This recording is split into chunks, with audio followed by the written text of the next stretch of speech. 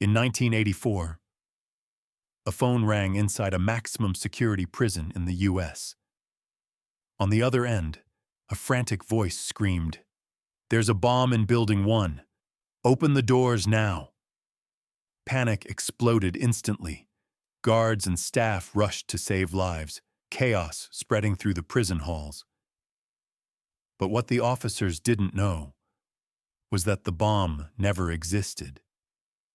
It was nothing but a brilliant setup, a setup planned by inmates to pull off one of the boldest prison breaks in American history, an escape that would spark a 19-day manhunt and throw the entire nation into a state of fear it had never experienced before. Now, let's enjoy the little details that shape the whole story. Our story takes place in the state of Virginia, inside Mecklenburg Prison, one of the most heavily guarded prisons in the entire country. And within that fortress, inside Building 1, there was a special section known as C Block, the death row unit. And it was from here, from this very block, that the most dangerous prison escape in U.S. history would unfold. The night was May 31st, 1984, 11 o'clock sharp. That's when it became clear. 6 death row inmates had just broken free. Instantly, the country went into a frenzy. Every force was mobilized. Local police, the FBI, the governor's office, even the military and the National Guard were placed on high alert. This wasn't just a prison break. This was the first time in American history death row inmates had actually managed to escape. And now, with 6 convicted killers running loose, there was zero time to waste. Helicopters roared over the skies. Police cars swarmed the streets. Officers and soldiers, backed by K-9 units, combed through the countryside mile after mile. The greatest fear wasn't about recapturing them. It was about protecting the public. These men had nothing left to lose, already sentenced to die, no conscience holding them back, no punishment left to fear.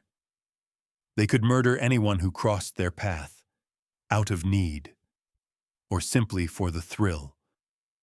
Investigators rushed straight to the prison. The warden himself greeted them and began explaining what had gone down. When guards had entered C Block, they found chaos, total destruction. The correctional officers themselves were tied up and overpowered. Control of the unit had completely shifted into the hands of the inmates, and when the investigators finally asked the dreaded question, who exactly escaped, that's when the nightmare truly set in. All 6 men were killers. But 2 of them stood out as the most feared of all. The Briley brothers, James and Linwood. Leaders of a ruthless gang, their body count was somewhere between 11 and 20 victims. No one even knew the exact number. One of their crimes showed just how monstrous they were. James Briley once assaulted a woman right in front of her husband and their 5-year-old son, then slaughtered the entire family, including the child. The third escapee was Earl Clanton. He had murdered an elderly woman and, unbelievably, was temporarily released while awaiting trial. During that brief freedom, he committed something even worse.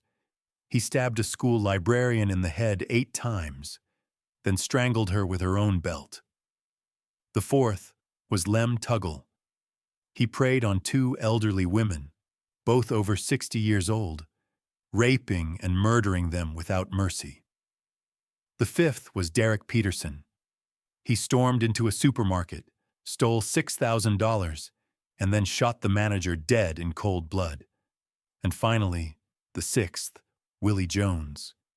He broke into the home of an elderly couple, killed the husband, then, chillingly, told the wife to pray for him before he killed her too, and set the house ablaze. Now it was clear. This wasn't just an escape. 6 brutal killers, each with a horrifying record of violence, were free on the outside. No wonder panic swept through every level of authority. The entire nation was staring down a threat like it had never seen before. The lead investigator on the case was confident. Sooner or later, these inmates would be caught. But what kept him up at night was the thought that they'd be found only after leaving innocent victims in their path. Outside the prison walls, the search never stopped. Police swarmed the entire state. Roadblocks were thrown up, checkpoints set on every highway, city entrances sealed tight. And with every passing minute, the search radius grew wider and wider. Because the truth was simple. Every extra minute gave the fugitives more ground to cover. They had a car. They could have gone east, west, north, or south. Nobody knew for sure which way they'd headed. Desperate for a lead, investigators went back to where it all started, C Block, the death row unit. When they walked inside, it was total chaos. Everything overturned, the place a wreck, and the guards from that block still tied up and shaken. Teams began combing through the inmates' cells, hunting for anything that might point to where they went. But instead of a clue, they found something far more alarming. Knives. Homemade weapons. Hidden with incredible cleverness. One was even stashed inside the leg of a table. That discovery told investigators one chilling truth. These men hadn't escaped empty-handed. They were armed, and with killers this cold-blooded, even a simple blade meant the danger had just skyrocketed. After searching the cells, investigators turned to questioning the guards who'd been tied up. The first question was obvious. Did you hear them talk about where they were going? Did you catch even a word or a hint? But every guard shook his head. They all swore the inmates hadn't revealed a single plan. That silence was suspicious. Could it be someone on the inside was helping them? After all, the block they escaped from was supposed to be locked down tighter than Fort Knox, and everyone knew prison guards were vulnerable. Low pay, brutal working conditions, constant abuse from inmates. Bribes and corruption weren't impossible to imagine. So the investigators pressed harder. How did they manage to overpower you, steal your uniforms, and walk right out of here? Finally, the guards began sharing a disturbing detail. 2 months earlier, a letter had arrived at the Virginia Attorney General's office. Written anonymously, it claimed there was a bomb hidden inside C Block, and that inmates were plotting to use it as part of an escape. The letter sent shockwaves through prison management. The warden ordered an immediate full-scale search. Guards and supervisors stormed C Block, pulling inmates out of their cells one by one. They tore through belongings. They even brought in K-9 units. And the result? Nothing. No bomb, no weapons, not even materials that could have made one. But here's the chilling part. That letter, the supposed bomb threat, wasn't random at all. It was just the beginning of something much, much bigger. Proof that this escape wasn't a spur-of-the-moment gamble, but a long, calculated con. A plan of deception spun with patience and razor-sharp intelligence from behind the bars of death row.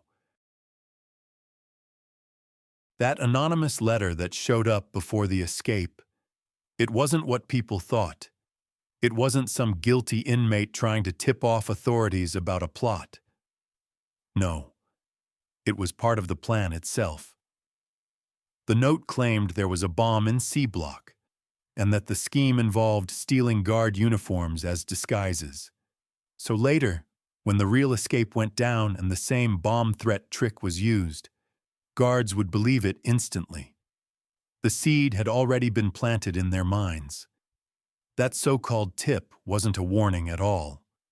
It was a setup, a fake report, written by one of the conspirators, designed to pave the way for their big break. After hearing the guards' statements, Investigators became more convinced than ever. Some of the staff, maybe at least one guard, had to be in on it. C block was supposed to be ironclad, toughest rules, tightest security. And yet, what happened that night showed shocking lapses that couldn't just be mistakes. When investigators pieced the timeline together, the picture started getting clearer. That day, the inmates were out in the yard for recreation, playing basketball. 5 guards stood watch. 2 inmates made their move.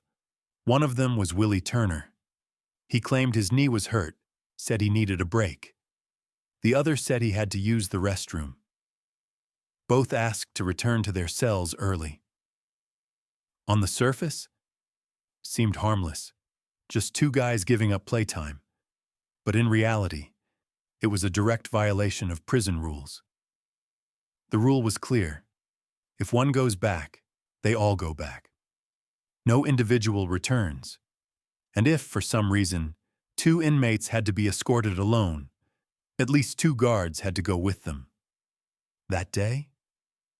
With only 5 guards total in the yard, the answer should have been no. But instead, the guards let it slide. They allowed the 2 inmates to return, escorted by just 2 officers. That left only 3 guards to watch the entire yard. A small crack that would soon blow wide open.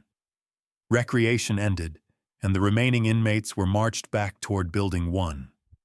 Nothing seemed unusual to the guards. But in reality, that tiny lapse had already set the plan in motion.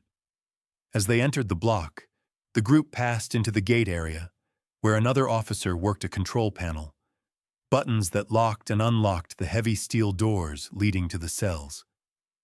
And here came the biggest failure of all. The guards never counted the inmates coming back inside. Basic procedure, completely ignored.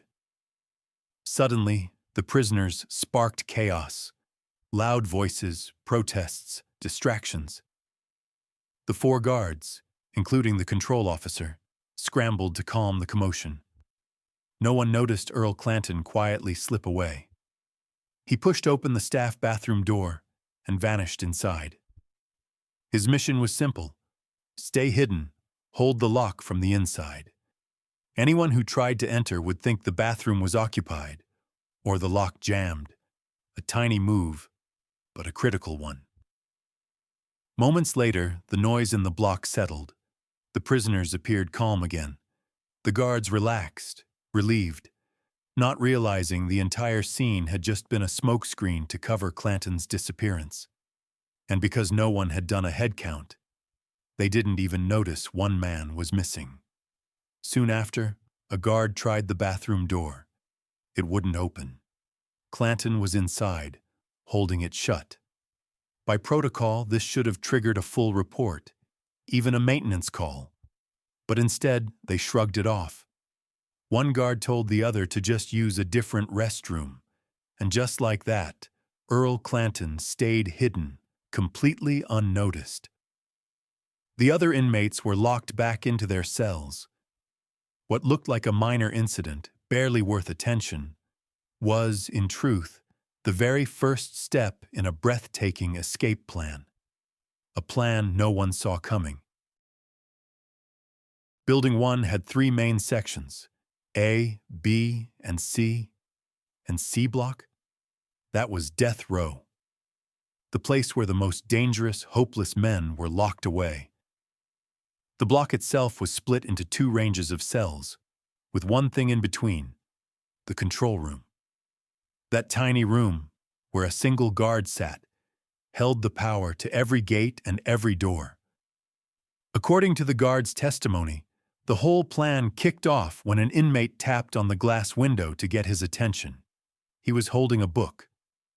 Through the intercom, he told the guard he wanted to pass it on to another prisoner across the block. But this wasn't just any inmate. It was James Briley, one of the infamous Briley brothers, cold-blooded killers who had already left a trail of terror behind them. The guard agreed. He stepped out of the control booth to grab the book. But then, his fatal mistake. He didn't fully lock the door behind him. He left it cracked open, a sloppy habit he'd repeated before, one the prisoners had been waiting to exploit. Meanwhile, another inmate, Willie Turner, the jailhouse genius, was quietly handing out weapons he had crafted himself. Pieces of iron ripped from toilets, doors, even plumbing, sharpened into deadly blades, hidden inside books, tables, or tucked away where no guard would ever think to check. And here's the twist. Turner, the mastermind, wasn't even planning to escape. He was just the engineer, pulling the strings.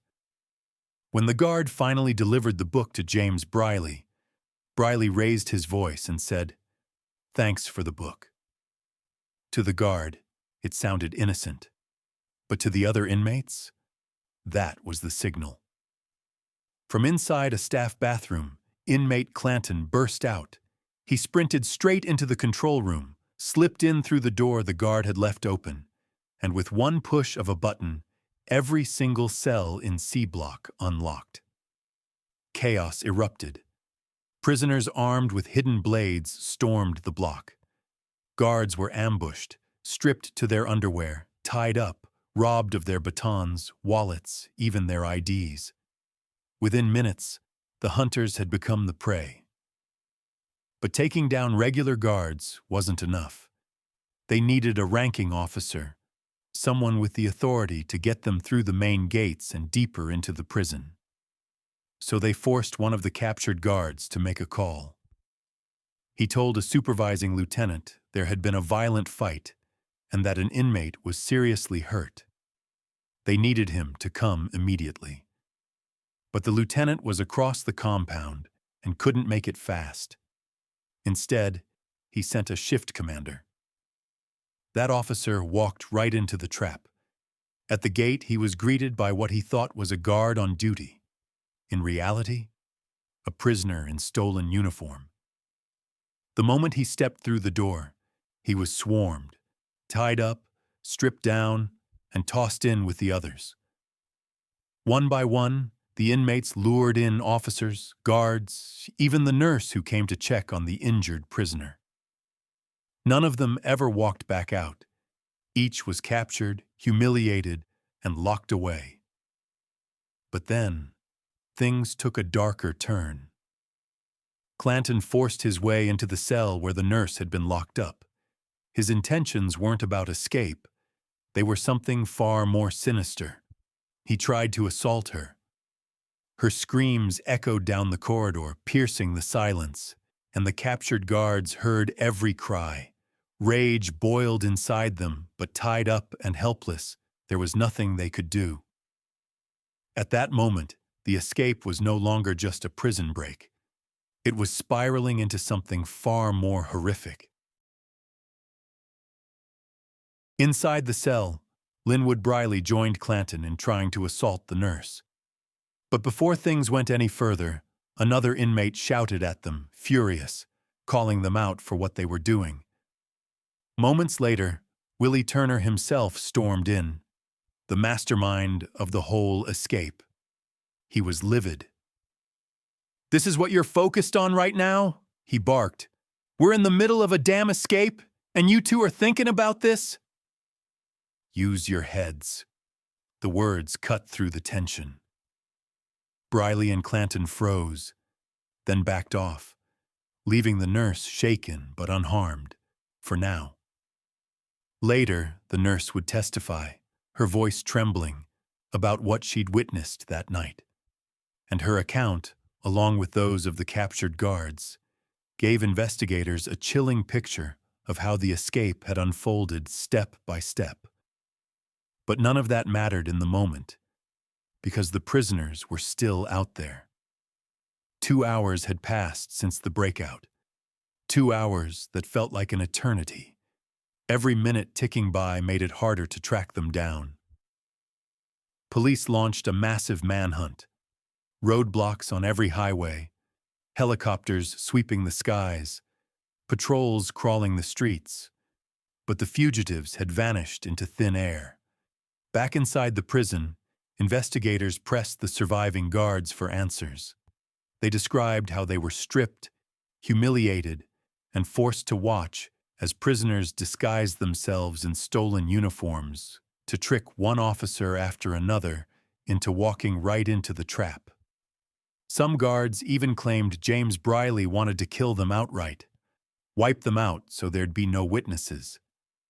But again, it was Willie Turner who pulled him back. No blood, he argued. Killing guards would only spark a crackdown and make their window of freedom slam shut. Meanwhile, the lieutenant, the very man the guards had first called for help, was growing suspicious. He kept trying to reach C Block by phone. No answer. And the officer he'd sent earlier never reported back. Something was off. So the lieutenant decided to go himself. With his master keys in hand, he skipped the main entrance and slipped in through a side stairwell. But the second he closed the door behind him, the trap snapped shut. Prisoners, disguised as guards, jumped him. He was tied up and dragged inside. But this time, it wasn't just another captive. This was the supervising lieutenant, the highest-ranking officer on site. And now, he was theirs. That changed everything. With him, the inmates held the golden ticket, the authority and access they needed to push their escape all the way. Their first move? They herded every captured guard into a tiny janitor's closet, locking it tight.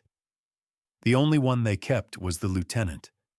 He was too valuable. By now, the convicts completely controlled C Block, but one obstacle still stood in their way: the main control room at the building's entrance.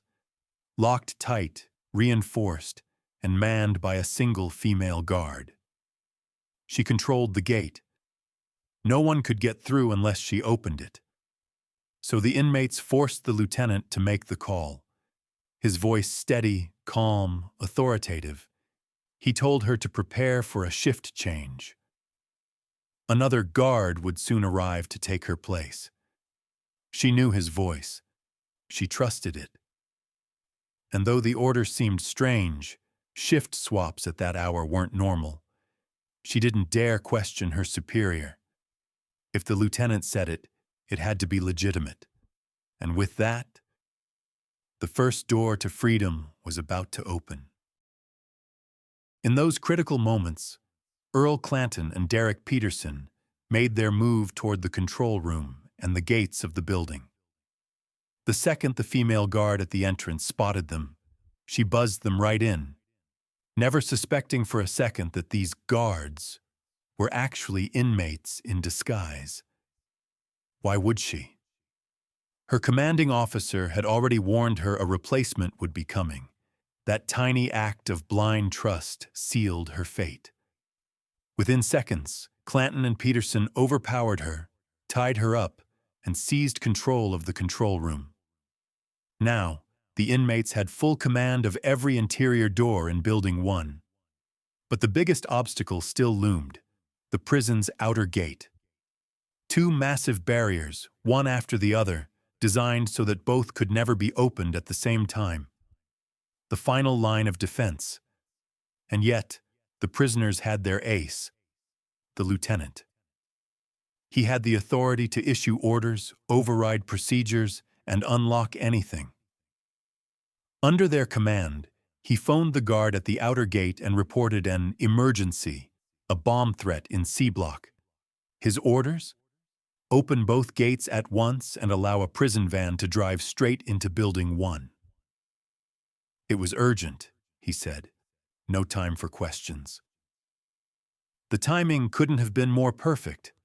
Just 2 months earlier, the prison had received an anonymous letter warning of a supposed bomb in C Block. The threat had sparked searches and extra precautions back then. Now, with the lieutenant backing it up, the guard believed every word. What he didn't know was that the prisoners themselves had written that letter months ago, planting the seed for this very moment. Sure enough, the guard bought it. He opened both gates and waved a prison van inside. Meanwhile, the inmates grabbed a small television set from one of the cells, wrapped it in a blanket, and announced it was the bomb. But here's a twist.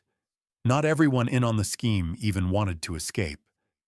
Some volunteered to stay behind in the control rooms, keeping doors unlocked. Others didn't want freedom at all. They just wanted the thrill of breaking routine in a place designed to crush your spirit. Even Willie Turner, the mastermind, chose not to flee. He was waiting on an appeal for his death sentence. But by joining the plot, with dozens of witnesses against him, he'd already destroyed his last chance at saving himself. The real escapees, just 6. Before leaving, they raided the riot gear locker, helmets, shields, even a stretcher. They placed the bomb on the stretcher, covered it with a blanket, and rolled it out as if it were live explosives. Suited up in full tactical armor, they looked less like inmates and more like a professional bomb squad. When the van pulled up, the disguised prisoners stormed out, yelling at the gate guard to run for his life. They sprayed the device with a fire extinguisher, acting like they were defusing it. The terrified guard didn't hesitate. He bolted, leaving the way wide open. And just like that, 6 inmates climbed into the prison van, the gates rolled open, and they drove straight out into the night. One of the boldest, strangest prison escapes in American history had just succeeded. But here's the kicker. Investigators later found no solid evidence of direct collusion with guards. What they did uncover was far worse. Layers of negligence, blind trust, and sloppy protocol that the inmates exploited to perfection. 3 hours after the breakout, the manhunt outside the walls was still underway. Search teams combed the highways, choppers cut through the night sky, but there was nothing. No tracks, no sightings. The 6 men had vanished into thin air. From the fugitives' perspective, those first few hours were pure adrenaline, freedom mixed with danger. 6 men had just pulled off the impossible, breaking out of Mecklenburg's maximum security prison. Now, here they were, packed inside an official prison van, racing down dark country roads. The rush of freedom was intoxicating. For a while, they almost forgot they were driving a vehicle branded with the prison's own logo, like a neon sign screaming, "Escaped convicts inside." And then came the strangest moment of all. A police cruiser rolled up beside them on patrol. The officer gave them a casual nod, and the men nodded back. That was it. No suspicion, no alarm. How could a cop miss something this huge? Simple. He wasn't from Virginia. He was from North Carolina, and the news hadn't crossed state lines yet. To him, it was nothing unusual, a late-night transfer run. In fact, prison vans often moved inmates in the dark, away from prying eyes. But that split-second encounter was a wake-up call. If they stayed in this van any longer, they were dead men walking. They had to ditch it, fast. Arguments broke out. Where do we go? How do we dump the van without drawing attention? One suggested hiding it deep in the woods, covering it with branches, but time was slipping away, and paranoia was creeping in. Finally, they rolled into a small town called Warrenton. There they found a quiet patch of trees, pulled over, and abandoned the van with everything inside. From that moment, they split into 2 groups. Group 1, the Briley brothers, plus Willie Jones and Lem Tuggle. Group 2, Earl Clanton and Derek Peterson. The first group struck gold. They stumbled across a clothesline behind a house, fresh laundry hanging in the night air. Without hesitation, they stripped off their stolen guard uniforms and swapped into plain civilian clothes. Just like that, they could vanish into the population. By then, 3.5 hours had passed since the escape, and finally, the police caught their first real break. A patrol unit came across the abandoned van. It was sitting awkwardly off the road, plastered with Mecklenburg Prison's logo. This time, the news of the breakout had spread into North Carolina. When the officers opened the doors, they didn't find prisoners, but they did find riot helmets, shields, and gear, the very equipment the escapees had used in their daring breakout. The van was sitting 50 kilometers from the prison, well outside the original search perimeter that Virginia authorities had locked down. That discovery shifted everything. The focus of the manhunt moved immediately to North Carolina, straight into Warrenton. And now, it was no longer just a state problem. The FBI officially stepped in, taking over the case. The prison break had crossed state lines, and it had just become a federal nightmare. Warrenton was about to turn into the stage for one of the largest, most intense manhunts America had ever seen. By dawn, the investigation had taken a sharp, new turn. Detectives were convinced that the 6 fugitives couldn't possibly stick together as one big group. That would only make them easier to track and capture. Logic suggested they'd split up into pairs, maybe even go their separate ways entirely. That possibility set off alarm bells. An urgent bulletin was sent out across the state, the neighboring states, and even nationwide. 6 convicted killers, men on death row, had escaped from Mecklenburg Prison. The FBI stepped in, issuing its own alert to every law enforcement agency in the country, telling officers to stay sharp, watch every road, every town, every corner, for even the smallest clue that might lead to these men. Inside the command center, officers pored over maps and distance charts, calculating how far the escapees could get with each passing hour. At the same time, they dug deep into the fugitives' backgrounds. Family members, friends, even old acquaintances from prison, because the most likely move for desperate men was to seek help from people they once knew. To boost the search, police set up a dedicated hotline. And it didn't take long before the first call came in, at 5 a.m. A local resident in Warrenton reported that his pickup truck had vanished from right outside his house.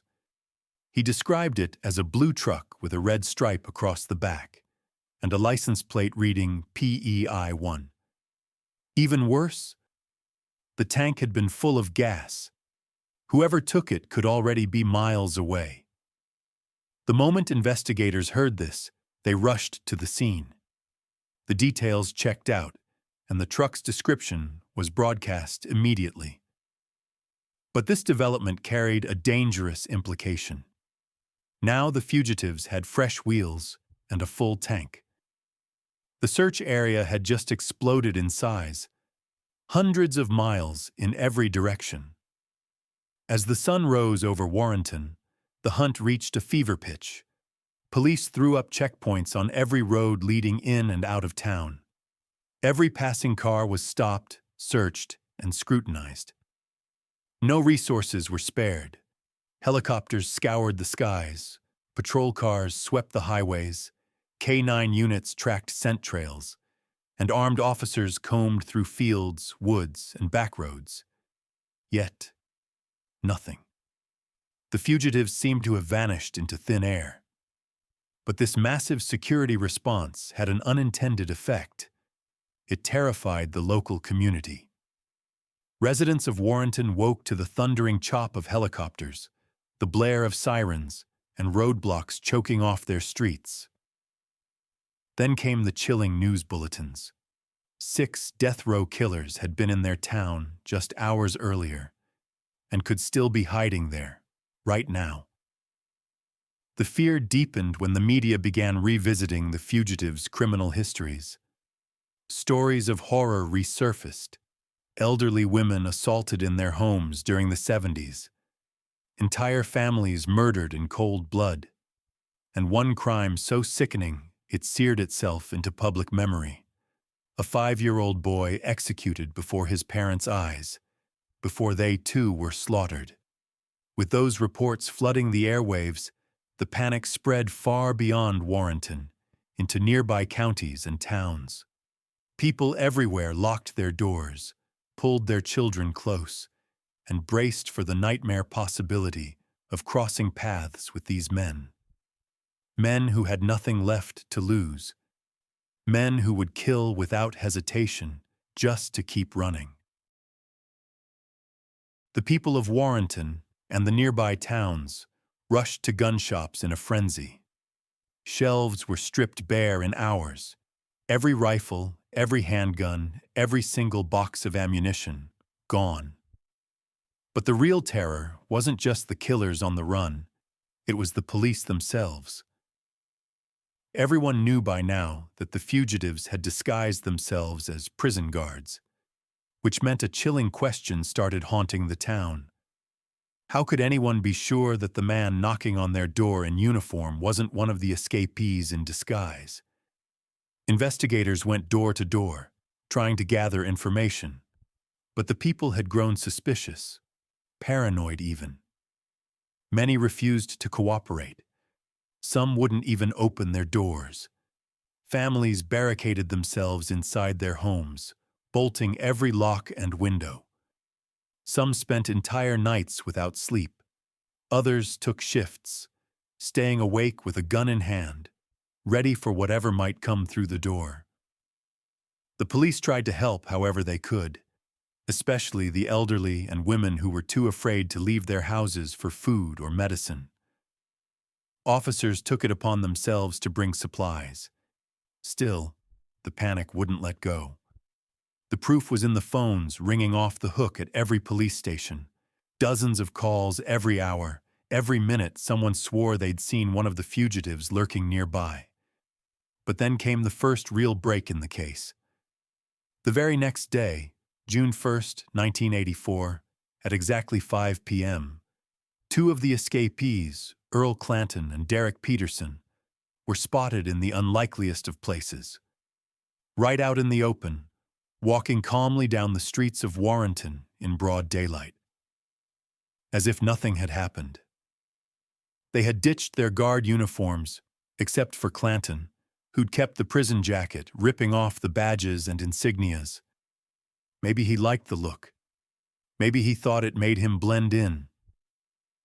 The two men strolled into a laundromat, not to wash clothes, but to hide out and scarf down some food they'd just picked up from a nearby store.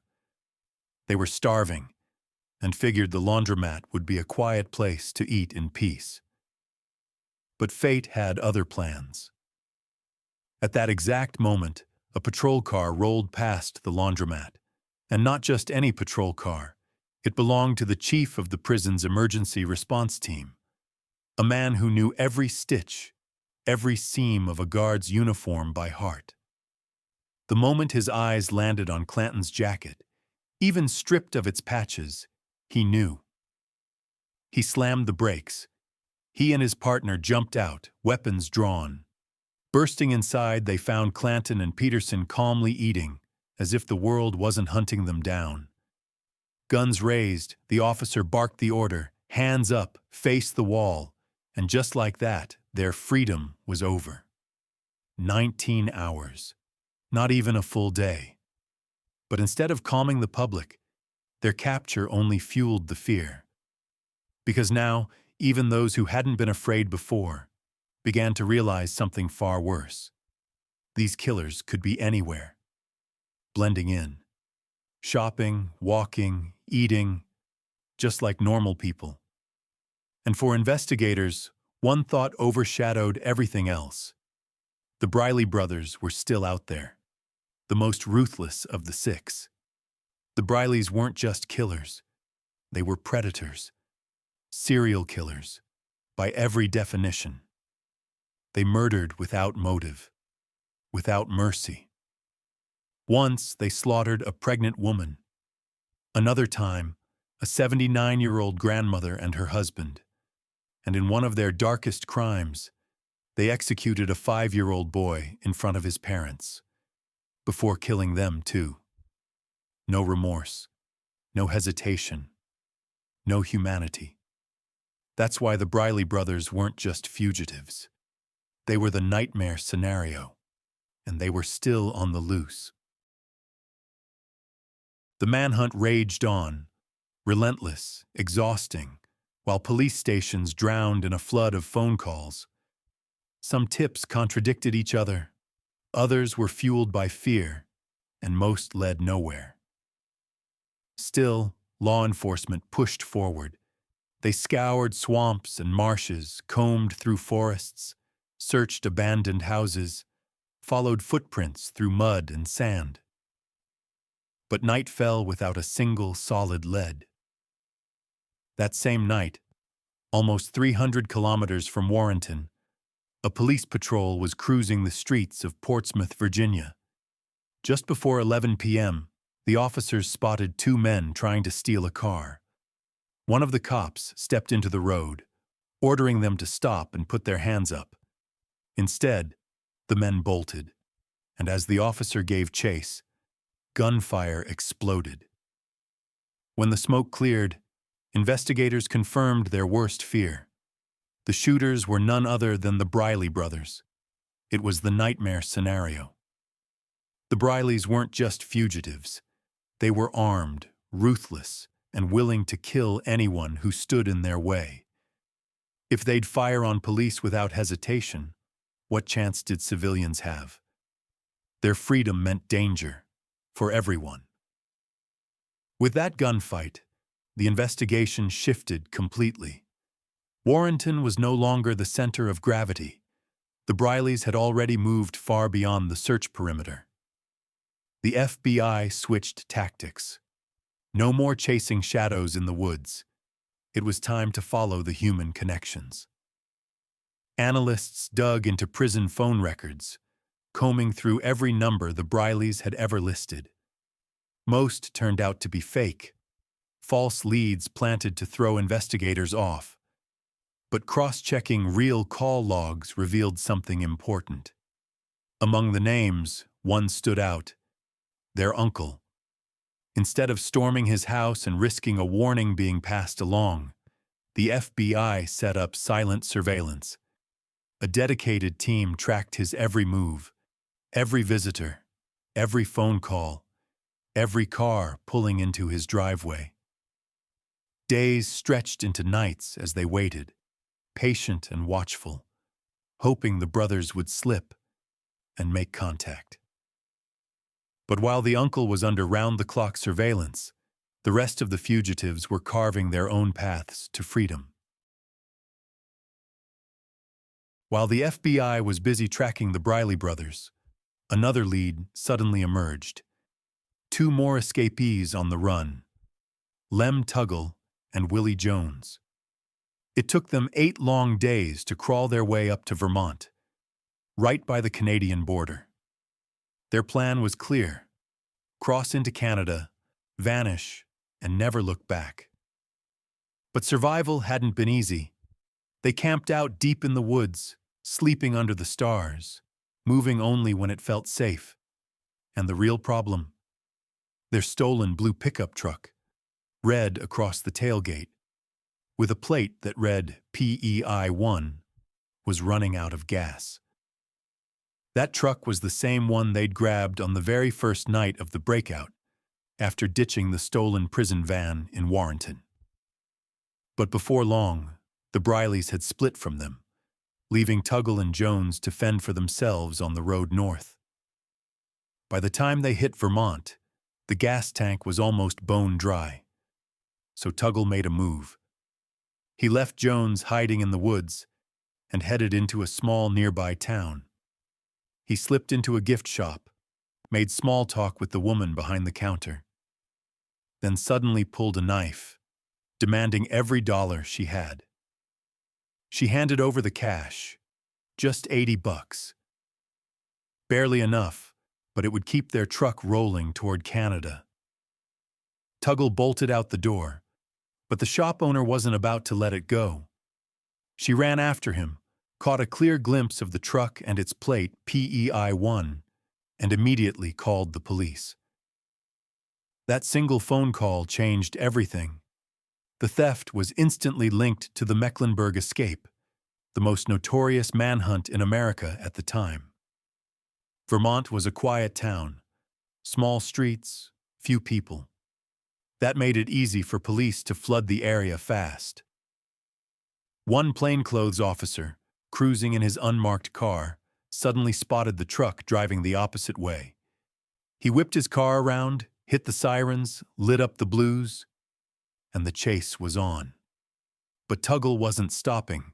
He slammed the gas pedal, gunning it down the narrow road. As the call went out, another officer nearby decided to cut him off. He swung his cruiser sideways across the road, blocking the entire lane, then stepped out with his gun drawn, aiming square at the truck's path. Everyone knew what was at stake. This wasn't just some thief on the run. This was a death row killer, one of the most dangerous fugitives in the country. And a single wrong move could mean blood on the street in seconds. The tension in that moment was unbearable. These were small-town cops, local, rural officers who weren't used to high-speed chases or deadly standoffs. Every eye was locked on the speeding pickup, and the question hung heavy in the air. Would Tuggle slam the brakes when he saw the road blocked, or floor it and turn that cruiser into twisted metal, killing the officer standing in his way? The cop was steady, finger tight on the trigger, eyes never leaving the target. If Tuggle made the wrong move, he'd open fire without hesitation. And then, the unexpected happened. Tuggle hit the brakes. The truck skidded to a stop. Slowly, he raised his hands in surrender. It was almost shocking, like he suddenly realized this was the end of the line, that one more step forward would mean certain death. Maybe if it had been the Briley brothers in that truck, the scene would have played out in blood. But Tuggle chose life. He was cuffed on the spot and hauled back into custody. Later, he admitted something chilling. He regretted not killing the shopkeeper who reported him. He thought, deep down, that leaving her alive had sealed his capture. And the truth is, it fit his history. This was a man who had once murdered 2 elderly women in cold blood. Killing never bothered him. It was just another option. The very next day, it was Willie Jones's turn. But his capture wasn't the result of some dramatic shootout or daring chase. It was something no one saw coming. Jones gave up on his own. Exhausted, disoriented, and broken, he picked up the phone and dialed 911. The dispatcher answered, and his words stunned her. "My name is Willie Jones. I'm a death row inmate. I escaped from prison. I'm tired. I want to turn myself in." At first, she thought it had to be a prank, but Jones gave a rough description of where he was standing, and soon enough, a patrol car was on its way. When officers arrived, the sight was surreal. A condemned killer, one of America's most wanted men, just standing by the roadside, calmly waving them down. He assured them he wasn't armed, but still, they approached carefully, weapons drawn, until they had him cuffed. In interrogation, detectives couldn't resist asking, "Why? Why give yourself up?" Jones's answer was brutally honest. He'd been waiting in the woods for Tuggle to return. But after a day passed with no sign of him, he assumed Tuggle was dead, or had abandoned him. Hunger was eating him alive. Mosquitoes swarmed him relentlessly, and the loneliness was crushing. He simply couldn't take it anymore. But here's the cruel twist of fate, one that Jones only learned after the fact. He was just a few miles from Canada, The border wasn't even heavily guarded in those days. No advanced surveillance, no electronic checkpoints. He could have walked across in dozens of spots without anyone noticing. If he'd known the right direction, freedom was within reach. But he didn't. And by the time he realized the truth, it was too late. The last door to his freedom had slammed shut forever. Summer, 1984. After a manhunt that stretched on for 19 long days, the curtain was finally about to fall on one of the boldest prison breaks in American history. 4 of the 6 escapees were already back behind bars. But the most dangerous of them all, the Briley brothers, were still out there, moving in the shadows, keeping an entire state on edge. For investigators, one man held the key to finding them: their uncle. He'd always been their link to the outside world. So the FBI put him under constant surveillance. Every step he took, every stop he made, it was all watched. At first, the stakeout seemed pointless. Days passed with nothing. No calls, no movement, no signs. But then, patience paid off. One day, the uncle drove to an auto shop. That shop had already popped up in the investigation, linked to a phone call traced back to a woman who swore James Briley had called her from there. Coincidence?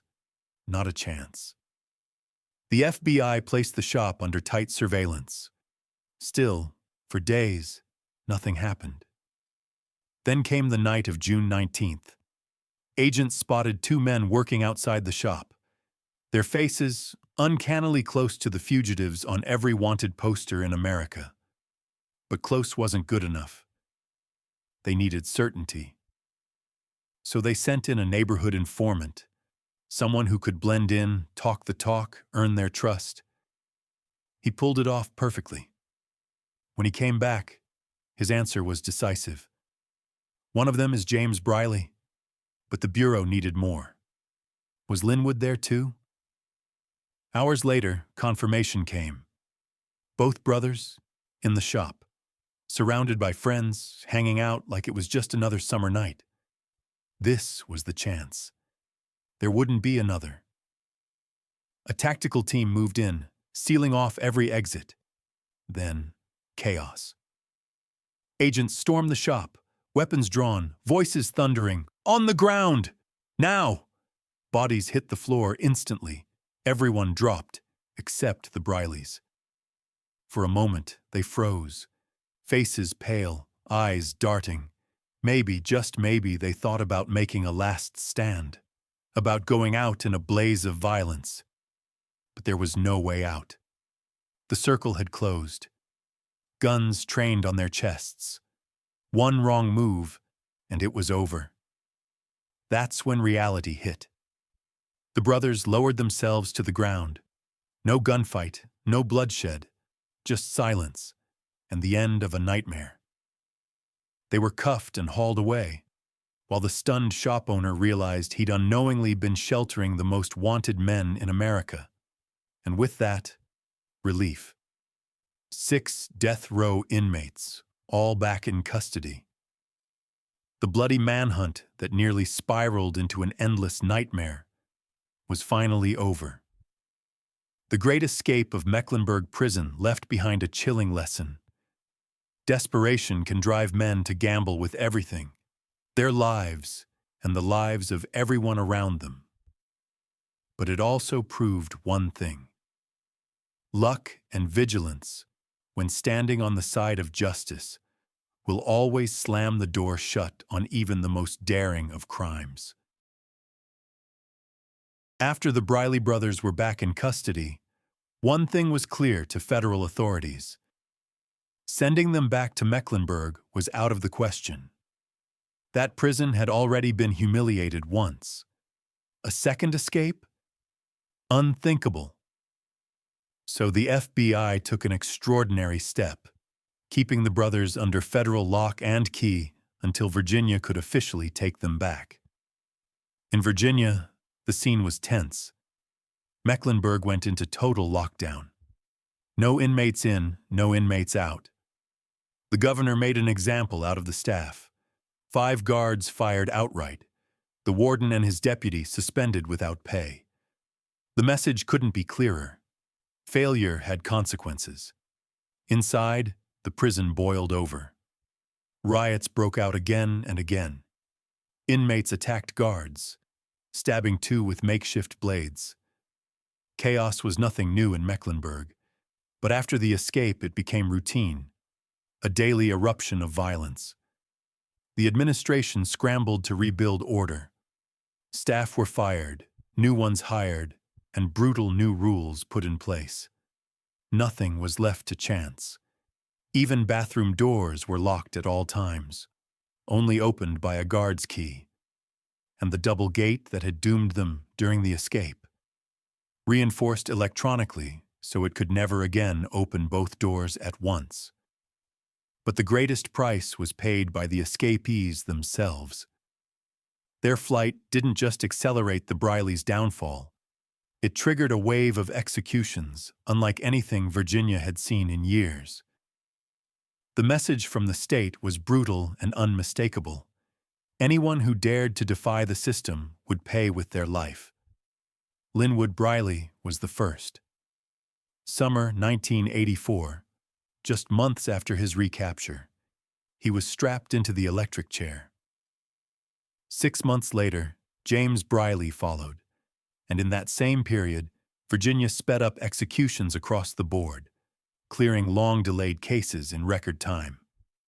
The Brileys' chapter closed not with another daring escape, but with 2 jolts of electricity, and Mecklenburg itself was forever changed, from a fortress disgraced by failure to a prison ruled by iron fist policies that left no room for error. From the most audacious escape in modern history to riots, reform, and the electric chair. The story of Mecklenburg wasn't just a prison break. It was a turning point in America's prison system. And while the Briley brothers met their fate in a flash, the other 4 men who escaped with them weren't so lucky. They stayed behind bars a little longer, but in the end, their destinies were sealed the same way. Arl Clanton was the first, executed in the electric chair in 1988. Then came Derek Peterson in 1991. Willie Jones followed in 1993, also on the chair. The last one, Lem Tuggle, held out until 1996. But by then, Virginia had already abandoned the chair, so his sentence was carried out by lethal injection. And let's not forget the mastermind of it all, Willie Turner, the man who made the knives, who dreamed up the escape, but never joined them because of his appeal. He held on to hope for years, but in 1995, even that hope ran out. He, too, was executed by lethal injection. So in the end, every single man connected to that escape, every one of them who sat in cell block C that day, eventually faced the same inevitable reckoning with justice. Some sooner, some later. But none escaped it forever. And that brings us to the end of this story. A tale of boldness and blood, chaos and justice. An escape that shook the very foundation of America's prison system and proved that even the smallest crack in the walls can open the door to disaster. But it also proved something else. No matter how long it takes, justice always finds its way. If you enjoyed this story, you'll definitely want to check out the legendary escape of a crime boss who pulled off a Hollywood-style breakout, only even crazier. Or dive into the chilling tale of the rich killer, a serial murderer who terrified an entire city. Both stories are right here on your screen. Thanks for listening, and I'll see you in the next one.